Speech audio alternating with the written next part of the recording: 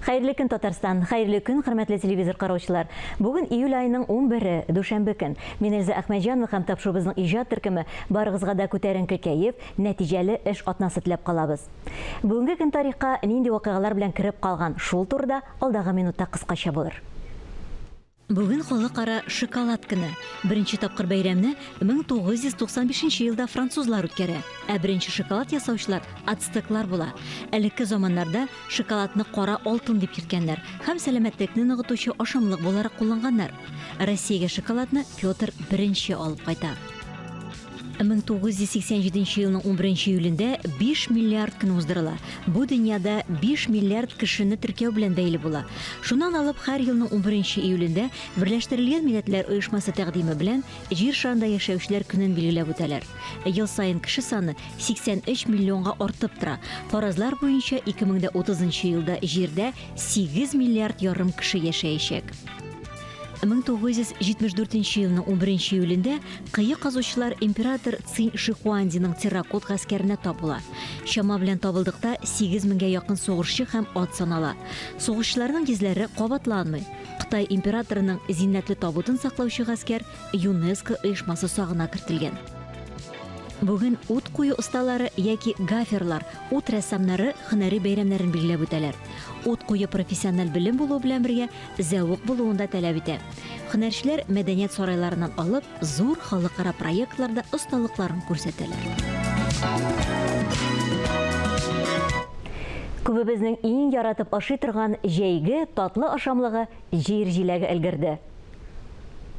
Әлеге җиләк туклыклы матдәләр буенча җиләк-җимешләр арасында беренче урынны алып тора һәм шул ук вакытта аз калорияле һәм шикәрнең аз булуы белән дә аерыла. Җиләк картлык белән көрәшүче флавоноидларга бар. Составында булган антоциан һәм катехиннар хроник авыруларын дәвалаганда ярдәм итә, шул исәптән яман шиш һәм йөрәк авыруларында. Тикшерүләр күрсәткәнчә, җир җиләгендә А һәм С витаминнары күп. Җиләкле диета баш миен картаюдан саклый, ә файдалы матдәләр минең эшчәнлегенә уңай тәэсир итеп, хәтерне яхшылатырга сәләтле. Җиләктә марганецның булуы стрессны, нерв һәм Паркинсон авыруын, эпилепсияны дәвалаганда да файдалы.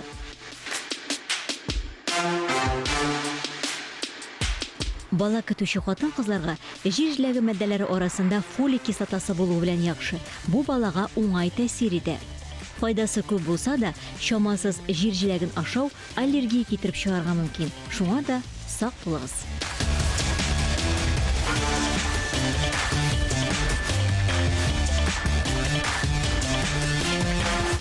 Җәй айлары нәкъ җиләк-җимешләрнең күп булуы белән аерылып тора. Әлбәттә, бүгенге заманда кыш көннәрендә дә кибет киштәләре яшелчә, җиләк-җимешләрдән бушап тормый анысы. Шулай да бакчаларда, урман-болыннарда барып җыйган җиләк аеруча хуш исле, файдалы кебек тоела. Җиләк җыю һәм аны ашау кагыйдәләрен тапшырубызның даими эксперты, медицина фәннәре кандидаты Илдус Латфуллин җиткерер. Җиләк җыю гадәте ул безнең халыкка хас нәрсә, ул безнең гадәт. Аны начар нәрсә дип әйтеп булмый инде, әлбәттә җиләк ул витамин, ул файдалы нәрсә. Ләкин кай вакытта, кайбер моментларын белеп торырга кирәк. Беренчедән, җиләк җыйганда ул экологик яктан чиста урында җыелган булырга тиеш. Чөнки менә хәзер соңгы елларда моның турында бик күп әйтелә. Мәсәлән, бу 2021 елда Америка педиатрия академиясы без балаларга ашата торган җиләк-җимешләрдә металлар бик күп дип саный һәм шуның турында аерым бер зур позиция, бер ход чыкты шуңа багышланган. Бу чынлап та бик зур проблема. Без җыя торган җиләкләрдә, җимешләрдә кайчакта металлар бик күп була. Шуның өчен җиләк җыя торган урын ул экологик яктан чиста, саф урын булырга тиеш. Заводлар янында җыелган, ниндидер теге хайваннар асрый торган фермалар, ашлама саклый торган складлар янында җыелган җиләкләрне ашарга ярамый. Һәм менә экологик яктан иң начар урыннар ул юл буйлары. Чөнки машинада чыгара торган газларда анда металлар бар. Менә шушы металлар җиргә сеңеп, аннары җиләкләрдә, җимешләрдә туплана. Шуның өчен җиләк җыйган урын ул бик кайдыр бик теге урман эчендә, кайдыр ерак юллардан ерак урыннарда җыелган булырга тиеш. Һәм әлбәттә чисталык мәсьәләсе. Җыелган җиләк ул теге яңгыр юып алган гына түгел, аны кеше үзе дә юып алырга тиеш. Бөтен ашарга яраклы булмаган яфракларын алып куеп, әйбәтләп юып ашарга кирәк аны. Һәм әлбәттә җиләк җыйганда үзебез белән балаларны алабыз бит инде бит. Үземдә исемдә бәләкәй чакта җиләк җыеп йөргәннәр. Балаларга карап торырга кирәк. Чөнки балалар беренчедән ашарга яраклы булмаган җиләкләрне ашарга мөмкин. Икенчедән хәзер менә соңгы елларда ишеткәнегез бардыр, безнең якларда агылу үләннәр күбәя. Борщевик дигән үлән күбәя, башкалары күбәя. Алар баланың тиресен без ел сайын күрәбез аны. Менә шушы борщевик башка үләннәр белән үзенә тиресенә кагылып алып, шуның белән янган тиреләр бар. Балаларга карап торырга кирәк. Җиләк үзегез белән аласыз икән табигатькә, балаларга күз колак булып торырга кирәк. Юмыша ашалган җиләк җимеш әлбәттә ишәгә авыруларына китерергә мөмкин. Ул дизентериядә булырга мөмкин, башка авыруларда булырга мөмкин. Һәм тагын шуны онытырга ярамый, җирдән тарала торган гельминтлар бар, паразитлар, геогельминт дип атыйбыз без аларны. Таксокара бар, мәсәлән, аскаридалар бар, эхинококлар бар, башкалар бар. Алар җир аша тарала. Шуның өчен әгәр дә бу җиләк җирдә җыелган икән, аңа теге туфракның бәләкәй генә тузаннары эләккән булса да, шуның эчендә менә бу паразитларның күкәйләре булган булырга мөмкин. Соңгы елларда паразитлар күбәя. Шуның өчен сак булырга кирәк. Беренчедән җыйган җир ул канализацияләрдән, туалетлардан ерак булырга тиеш. Икенчедән ул чиста җирдә җыелган булса да, аны бару юарга кирәк. Аны бару юарга эшкәртергә кирәк. Без туры эфирдә эшлибез. Барыгызга да хәерле, матур көн теләп дәвам итәбез. Россия халыкларының мәдәни мирас елы кысаларында Казан мэриясе һәм Татарстан халыклар ассамблеясы «Древо жизни» дип исемләнгән кызыклы проект оештырып җибәрделәр.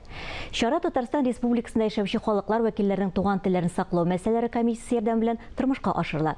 Проектның максаты аның кысаларында узачак чаралар турында без студиябызның кунагы, сәнгать фәннәре кандидаты Лилия Җиһаншина белән сөйләшербез.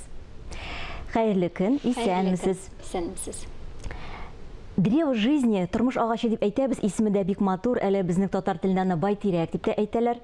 Әмма әһәмияте әлеге проектның нидә, Лилия? Без инде бу исемне уйлаганда бөтен безнең Татарстанда яшәгән милләтләрне берләштерә торган шундый бер исем уйларга булдык. Һәм инде бу агач бай тирәк тә диләр, тормыш агачы да диләр аны. Ул менә бөтен халыкларда бар. Аның без инде логотипын эшләгәндә дә күп кенә материалларга мөрәҗәгать иттек. Бик күп охшашлы моментлары бар. Төсләр буенча да, аның символикасы буенча да, шуңа күрә аның логотипы да шундый бик кызыклы булып чыкты. Инде бөтен менә шул татар, мари, мордва, удмурт, чуваш бөтенесен менә шул бер агачка берләштерә торган. Әйе. Һәм инде иң беренче чара бик тиз арада менә бу 14нче июль көне узачак Ширеккүлдә. Һәм иң беренчесе инде мари мәдәниятенә багышланган булачак. Без инде аны бик көтәбез, зарыгып көтәбез. Бөтен казанлыларны да шул чарага чакырып калабыз. Әлбәттә инде бу бик зур проект булыр дип өметләнәбез без. Программасы белән дә таныштырып китим. Бу инде безнең Ширеккүл паркында сәгать кичке 6-да башланачак. Төрле мәйданчыклар эшләячәк инде безнең. Ул инде ашык һавада сәхнәсе аның шул амфитеатр булачак. Анда инде безнең шундый кичкенә генә ачылышы була, но ул официаль рәвештә булмый дип әйтергә кирәк. Без инде ул официальлыктан китәргә дип уйладык. Гаиләчә җылы мөнәсәбәттә узырга теләдегез. Әйе, бөтен килгән кешеләр безнең белән бер дулкында булып, кушылып, җырлап, биеп күңел ачсыннар дип уйлыйбыз инде без. Анда инде безнең мари традицион инструментларында уйнарга өйрәтәчәкләр һәм инде мари биюе тывырдык дип атала. Тыпырда бийләр бит инде марилар. Менә шул амфитеатрда бөтен казанлыларны биергә өйрәтәчәкләр. Ә мәйданчыкларга килгәндә инде монда төрлеләре булачак. Әлбәттә мариша шигергә өйрәтәчәкләр. Аннары менә мари изүен ясарга өйрәтәчәкләр. Төрле акчалар белән инде тигеп ясалган бит инде алар. Аннары кукла оберег диләр инде шуны ясарга өйрәтәчәкләр. Балалар мәйданчыклары, әкият мәйданчыгы булачак. Барсы да мари телендә һәм инде русча аңлатылып, әлбәттә, мари сүзләрен истә калдырып, менә шулай инде безнең мари телендә саклап калу бит инде төп максатыбыз. Шуңа күрә инде без казанлыларны менә шулай әкрен генә өйрәтергә дип уйлыйбыз. Шунсында әйтергә кирәк, балалар өчен мәйданчыклар эшләячәк икән. Әйе. Монда инде безнең беренчесе булачак төрле яшьтәгеләр өчен уеннар булачак, монда төрле хәрәкәтле уеннар. Икенчесе инде 3 яшьтән алып 6 яшькә хәтле, ансы инде балалар аланы дип атадык без аны. Анда инде балык тоту дигән уен булачак. Шундый кичкенә генә агач балыкларны тотып, Мариша ничек су Мариша була, балык Мариша булаларның инде кураторы булачак. Ул инде аларны өйрәтәчәк һәм инде шундый кызыклы уен булачак ул. Һәм әле Мари әкиятләре дигән инде алан булачак безнең. Анда инде менә шул Мари әкиятләрен балалар үзләре кәрҗиннән алып, исемен инде һәм инде аларга шул Мари әкиятләрен сөйләячәкләр, персонажлары белән таныштырып, алар инде шул әкиятләрдә үзләре катнашкан кебек булачаклар. Менә шундый кызыклы программа безнең.